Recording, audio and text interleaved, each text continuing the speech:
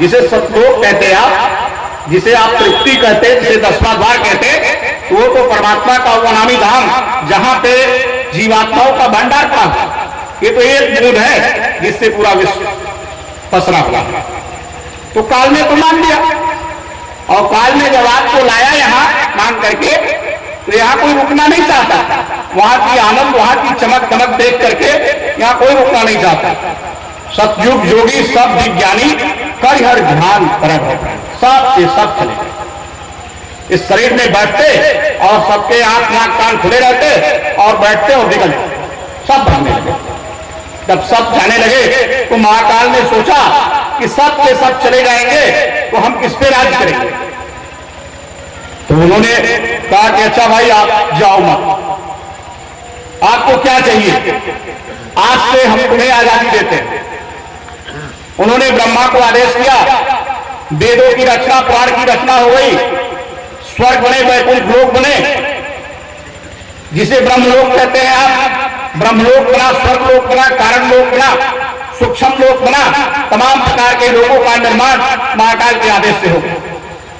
उन्होंने कहा कि भाई शुभ कर्म करोगे तो आप स्वर्गलोक में चले जाओगे, उससे भी अच्छा कर्म करोगे तो वैकुंठ लोक में चले जाओगे, उससे भी अच्छा कर्म करोगे तो आप जो है सूक्ष्म लोक पे चले जाओगे, उससे भी अच्छा कर्म करोगे कारण लोक पे चले जाओगे। मतलब सभी लोगों की आयु निश्चित कर दिया होगा, किसी की 10,000 वर्ष, किसी की 50,000, किसी की 1 लाख वर्ष, और उसके बाद आपको फिर थोड़ा इसी कुत्ते भेड़ बिल्ली बकरी में आना पड़ेगा। इस तरह की जीवात्माओं की दुर्दशा जब उस सत्पुरुष ने देखा कि हमारे जीवों को कभी कुत्ता, कभी भेड़, कभी बिल्ली, कभी बकरी, कभी स्वर्ग, कभी नरक, और वो जो दरवाजा, जिस दरवाजे से जीवात्मा मोक्ष हो जाती है, वो दरवाजा काल ने बंद कर दिया, जिसे बंकडाल कहते हैं। साधना में बंकडाल तृप्ति चढ़ियावे सुन शिखर चढ़ गई, वो दरवाजा बंद हो गया, उधर जाने का रास्ता। जब वो रास्ता बंद हो गया और सत्पुरुष ने जीवात्माओं की दुर्दशा देखी, तो सबसे पहले फरिश्ता कबीर साहब वहां से भेजे कि जाओ भाई, दान में दी हुई वस्तु वापस नहीं ली जा सकती, और आप जाओ और वहां से जीवात्माओं को किसी तरह से शब्द की धार से जीवात्मा उतारी गई और शब्द के धार से चढ़ाकर ले आओ। जब कबीर साहब आए तो कबीर बीजक में हमने पढ़ा कि महाकाल प्रभु निरंजन ने रास्ते में विरोध किया। बोला भाई आप कहां जा रहे हो हमारे देश से? उन्होंने बोला कि अरे भाई हमें सत्पुरुष ने भेजा है कि वहां पे जाना है और जीवात्माओं को नामदान देना है और उनको फिर ले आना है। उन्होंने कहा तो ऐसे तो हमारा देश खाली कर दोगे आप? उन्होंने कहा नहीं, ऐसा नहीं, हमारी बात तो पहले कोई मानेगा ही नहीं, क्योंकि हमने वेद से बात करेंगे, न पुराण से, न कुरान से, न बाइबल से। हम तो एक मानवता की बात करेंगे तो हमारा लोग परिचय पूछेंगे तो बहुत कम लोग हमको मानेंगे। तो उन्होंने कहा कि नहीं, आप जा तो रहे हो लेकिन आपका एक ही मत चलेगा। और काल ने कहा 18 मत हमारे चलेंगे, वो भी जीव फंसाएंगे, जिसको वो फंसा लेंगे उसको स्वर्ग दे देंगे, वैकुंठ दे देंगे, ब्रह्मलोक दे देंगे, लेकिन मोक्ष नहीं देंगे। इस जीवात्मा को आवागमन से छुड़ाने के लिए सत्पुरुष जो सत्यलोक में आता जाता हुआ संत होगा वही ले जा सकता है। कबीर साहब आए और उन्होंने नामदान चालू किया। जब रास्ता कबीर साहब ने खोला तो कबीर साहब को तमाम विरोध झेलना पड़ा। एक बार ब्राह्मणों ने कबीर साहब से पूछा कि आपने किसी वेद से बात करते, न किसी पुराण से, न किसी पुराण से, न किसी बाइबल से, न किसी उपनिषद से, आप कहां से बोलते हो?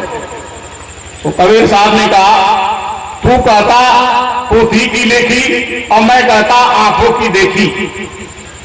भाई तुमको तो किताब लगती है, तू उसको पढ़ता, वो मुसलमान कुरान देखकर बोलता, तू वेद पढ़ता, तो मैं तो कुछ पढ़ता लिखता नहीं, मैं तो जो है देखता हूं सिर्फ इस जीवात्मा की आंख से, और जो देखता हूं मैं बताता हूं।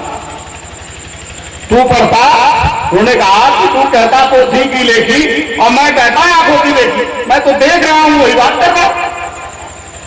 फिर जब ब्राह्मण थक गए तो उन्होंने पूछा कबीर साहब से कि आप ये बताओ कौन सा नामदान आपके गुरु महाराज ने दिया था आपको? तो कबीर साहब तो फुटे संत थे, गुरु की परंपरा चलाने के लिए उन्होंने गुरु बनाया था, क्योंकि बिना गुरु के किसी जीव का कल्याण नहीं होता है। तो स्वामी जी ने लिखा आप चाहे जितने बड़े विद्वान हो जाए, लेकिन अगर गुरु नहीं है आपके पास तो आपकी जीवात्मा पार नहीं हो सकती। गुरु बिन भव निधि तरहि न कोई, जो बिरंच शंकर संतोई। बताओ भाई, भगवान शंकर से ज्यादा ज्ञान तो नहीं है हम लोग पास। अगर भगवान शिव से भी ज्यादा ज्ञान आपके पास हो जाए और गुरु नहीं है तो आपका कल्याण नहीं। इसलिए गुरु आपको बनाना। उनसे पूछा लोगों ने कहा कि गुरु महाराज ने कौन सा मंत्र दे दिया आपको कि आप इतने ज्ञानी हो गए? कबीर साहब ने कहा भाई मंत्र तो बताया नहीं जाता, लेकिन उसका रिजल्ट बता रहे हैं, रिस्पॉन्स। सतगुरु मोहि दीन्हा अमृत नाम जड़ी। उन्होंने कहा हमारे गुरु महाराज ने हमें अमृत नाम की एक जड़ी दी, काटे कटक नहीं, जारे जरत नहीं, निस दिन रहत हरी। वो न काटने से कटता है और न जलाने से जलता है, हमेशा उसमें हरियाली बनी रहती है। काया नगर में आधारित बंगला तामे गुप्त। उन्होंने कहा ये काया नगर में ये ऐसा बंगला है, शरीर में कोई नींव थोड़ा खो दी गई है, कोई आधार नहीं है, कब गिरा दिया जाए। काया नगर में आधारित बंगला तामे गुप्त धन। उन्होंने कहा ऐसी गोपनीयता से रख दिया कि भाई मेरे पूरे शरीर का अल्ट्रासाउंड एक्सरे करा डालिए, लेकिन नामदान कहाँ रखा है नहीं पता लगेगा। इस दुनिया की कोई ऐसी मशीन नहीं है जो आपकी एक्सरे करके आपका नामदान निकाल ले आपके शरीर से। तो उन्होंने कहा काया नगर में आधारित बंगला तामे गुप्त धन। ऐसी गोपनीयता से गुरु महाराज ने रख दिया कि वो कोई पता ही नहीं पाया। 5 नाग 25 नागिनी सूंघत जात। 5 नाग कौन है? काम क्रोध मोह लोभ अहंकार। 25 नागिन कौन है? 7 रजतम 3 गुण, शब्द रस रूप स्पर्श गंध, अग्नि जल वायु पृथ्वी आकाश। 5 नाग 25 नागिनी सूंघत जात। ये जब हम ध्यान कर रहे हैं अपने गुरु महाराज के नामदान का, ये जो 5 नाग और 25 नागिनी है ये बेहोश हो जा रही है, मर जा रही है। ज्ञानी खोज खोज नहीं पावत। कबीर साहब ने कहा ज्ञानी उस नामदान को नहीं पा रहा है। वो तो वेद में, पुराण में, कुरान में, बाइबल में और इधर में उधर में, इधर पत्थरों में उधर गिरजाघरों में, ऐसे जगह पे वो खोज रहा, सर मार रहा जहां पे वो मिलेगा ही नहीं। ज्ञानी खोज खोज नहीं पावत, मूर्ख पास करी। उन्होंने कहा वो तो ऐसी ऐसे संत फकीर महात्मा के पास है जिसको आप मानते भी नहीं हो और समझते भी नहीं हो। वो तो ऐसे संतों के पास पड़ा हुआ है, मूर्ख पास करी। सतगुरु मोहि दीन्हा अमृत नाम जड़ी। कहे कबीर सुना भाई साधो, लय जड़ी संसार करी। जो जड़ी को ले लिया उसका आवागमन बंद हो गया, उस जीव का कल्याण हो गया। तो मेरे कहने का मतलब यह है कि ये जीवात्मा को काल ने आजाद कर दिया कि आप जो भी करोगे आपसे आजादी मिली। आप वेद पढ़ते हो, पुराण पढ़ते हो कि बकरा काटते हो कि आप किसी को धोखा देते हो, जो भी करोगे सब छूट, लेकिन कर्म भोगने के लिए तैयार हो गए। उन्होंने कर्मों का एक संसार बना दिया, एक जाल बिछा दिया और 17 प्रकार के नरकों का निर्माण कर दिया। कुंभपाट नरक, जयंती नरक, महाभद्रकाली नरक, तमाम तरह के नरकों का वर्णन है। और अगर बुरा कर्म करोगे तो नरक में और अच्छा कर्म करोगे तो स्वर्ग में। तो भाई बेड़ी तो चाहे लोहे की हो और चाहे सोने की हो, सजा तो दोनों कर देती है। हथकड़ी तो बेड़ी, वो तो चाहे लोहे की चाहे सोने की। स्वर्ग गए तब भी नहीं सुख और नरक नहीं गए तब भी नहीं। तो हमारे कहने का मतलब यह है ऐसे परम पूज्य स्वामी जी महाराज उस दर्जे के सत्य पुरुष स्वरूपी संत थे जिन्होंने हम लोगों का सौभाग्य है, आप लोग बैठे हैं कि ऐसा नामदान स्वामी जी महाराज ने हमको आपको दिया। आप भाग्यशाली हैं कि आपको ऐसे पहुंचे हुए संत फकीर महात्मा और मुर्शिद पैगंबर कितने जन्मों का जब पुण्य उदय होता है तब किसी जीवात्मा को प्राप्त होता है। दूसरा ये कहना है, कुछ लोग कहते हैं कि स्वामी जी महाराज तो मर गए। आप ये बताओ कि गुरु कभी मरता है? कभी नहीं मरता। गुरु जिसको नामदान देता है उसके लिए वो कभी नहीं मरता। गुरु की कृपा है। एक वर्णन आता है कबीर की पुस्तक में, बाहर से गुरुदेव का दरस हरे सब पाप, अंतर में दर्शन करे छूटे जन्म मरण संताप। जब बाहर से आप अपने परम पूज्य स्वामी जी महाराज का शरीर से दर्शन करते थे तो आपके समस्त पाप नष्ट हो जाते थे।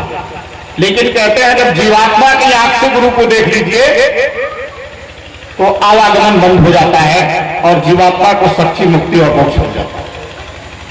उघरई नयन बिलोचन हियते कटहि दोष तब भव रजनी के सूझहि राम मणिक मन मानिक गोप प्रगट करते।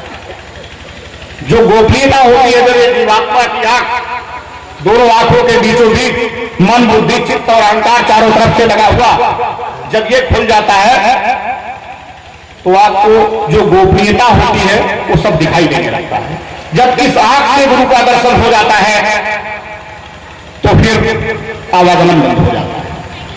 तो आप ये बताओ, गुरु महाराज मनुष्य शरीर में आए थे और शरीर छोड़ दिए तो क्या वो दिव्य शरीर रूप के रूप में आज भी तो है? आज भी हमारी जीवात्मा की आंख से मुझे दिखेंगे और उनकी दया बरस रही है। पुराणों में कथा है कि नानक साहब का एक चेला कहीं भूल से नरक में चला गया। ये कहानी, ये वृतांत गुरु महाराज ने ही आश्रम पे सुनाया कि जब कोई पहुंचा हुआ फकीर और महात्मा सतलोक से यहां आता है तो जितने जीवों को नामदान देता है वो जाने के बाद वहां गणना करता है कि हमारे जीव कहां चले गए। तो उनको सबको उनके कर्मों के हिसाब से, किसी को 1 जन्म में, किसी को 2 जन्म में, किसी को 3 जन्म में, किसी को 4 जन्म में वो ले जाता है सब लोग। वो नानक साहब ने नामदान दिया लोगों को। एक आदमी ने नामदान ले लिया, उसने कुछ भी नहीं किया गुरु महाराज ने कहा, भजन भी नहीं किया, फिर गुरु महाराज के पास गया भी नहीं और ऐसे वैसे तमाम जगह संगतों में फंस गया, गलत कर्म भी कर दिया। तो जब नानक जी गए वहां गणना जब किया उन्होंने तो एक जीव उनका कम पड़ गया। तो गुरु महाराज ने कहा कि उसको खोजना शुरू किया नानक जी ने कि भाई वो एक जीव तो कम पड़ रहा है, हमने नामदान दिया था उसको। तो जब खोजा तो देवलोक पे, ब्रह्मलोक पे, कारण लोक पे, सारे लोकों में देखा तो कहीं नहीं मिला। तो जमलोक मार्ग में जमराज से पूछा उन्होंने, तो हुआ कि हाँ भाई ये जीव तो मेरे यहाँ है, एक नरक में पड़ा हुआ है। उन्होंने कहा कैसे उठाला आपने इसको? उन्होंने कहा कि भाई इसका रिकॉर्ड देखिए, इन्होंने तो बहुत गंदा काम कर दिया था और आपका नामदान सुन लिया था इसने, लेकिन कोई पालन नहीं किया और फिर बुरा कर्म करने लगा। अरे बोले ऐसा कैसे हो गया भाई, महात्मा ने इसको नामदान दिया, कैसे तो उठा रहा है इसको तो ये मेरा जीव है, इसको तो सजा नहीं देता, तूने कैसे सजा दे दिया इसको?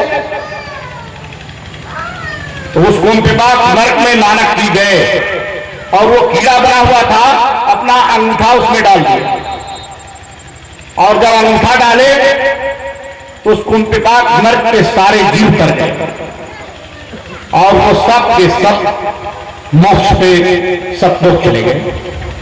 अपने एक जीव को पकड़ने के लिए नानक ने नरक के समस्त जीवों को तार दिया। इस तरह का वृतांत सत्संगों में हमारे परम पूज्य स्वामी जी महाराज सुनाया करते हैं कि जब नामदान देता है सतगुरु तो उसका रिकॉर्ड रखता है और उसकी रक्षा करता है। जब परम पूज्य स्वामी जी महाराज ने कहा कि जय गुरुदेव नाम लोगे तो हम मिलेंगे, तो महात्मा तो नाम से बता हुआ, जय गुरुदेव नाम लेंगे तो आज भी स्वामी जी महाराज मिलेंगे, आज भी उनकी दया हमारे ऊपर हो। विश्वास होना चाहिए। देखिए सत्संग जब नहीं मिलता है तो धीरे धीरे धीरे धीरे धीरे कर्मों का मैल चढ़ता जाता है और जब कर्मों का मैल चढ़ता जाता है तो लोगों का धीरे धीरे धीरे धीरे धीरे क्या होता है, मन धोखा देने लगता है। इसीलिए तो परम पूज्य स्वामी जी महाराज कहते थे कि साप्ताहिक सत्संग करो। गांव में 2 लोग 4 लोग मिलकर के उससे क्या होता है कि गुरु महाराज की याद आती। जब 2 लोग 4 लोग मिले हुए आपसे सत्संगी मिलेंगे, जब कम सत्संगी थे तो गुरु महाराज ने एक बार मथुरा में कहा कि सत्संगी से खोज कर रोज मिले। जब रोज मिलोगे आप तो कम से कम जय गुरुदेव आप बोलोगे और जय गुरुदेव हम बोलेंगे। तो स्वामी जी महाराज की याद आ जाए। मिलते हैं सच्चे यार जब याद आती है गुरु। जब 2 प्रेमी मिलते हैं तो गुरु महाराज की याद आ जाती है। देखिए आज तक बिना गुरु के किसी को कुछ प्राप्त नहीं हुआ है। आप वेद पुराण कुरान बाइबल जो भी उलटते बिना गुरु के, बिना पीर पैगंबर के किसी को कुछ भी नहीं मिला है। यहां तक कि जब इस पृथ्वी पर स्वयं परमात्मा को आना होता है तब भी वो बिना गुरु के आशीर्वाद के नहीं आते हैं। आपने दशरथ जी की कहानी सुना होगा। दशरथ जी के पास जब पुत्र नहीं थे तो दशरथ के गुरु वशिष्ठ थे। इंद्रलोक पे एक बार दशरथ गए और इंद्र के यहां बैठे। जब वहां से आने लगे तो इंद्र ने अपने गद्दी को धुलवाने लगे।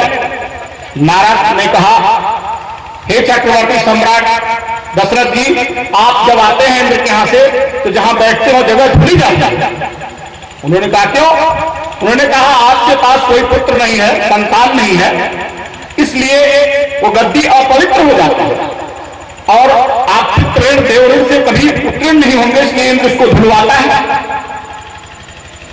यह आवाज सुनकर महाराज दशरथ को बड़ी गिलानी हुई। इतना गिलानी उन्हें कभी और नहीं हुआ। जैसे कोई काम आपका बिगड़ जाए और कोई ताना मार दे तो ज्यादा गिलानी हो जाती है। तो लिखते हैं वो स्वामी जी रामचरितमानस में पूरे बहुत गिलानी हुआ और वो स्वामी जी ने लिखा है इतना गिलानी हुआ कि चौपाई में आता है कि एक बार दशरथ मन माई भय ग्लानि मोरे सुत नाई।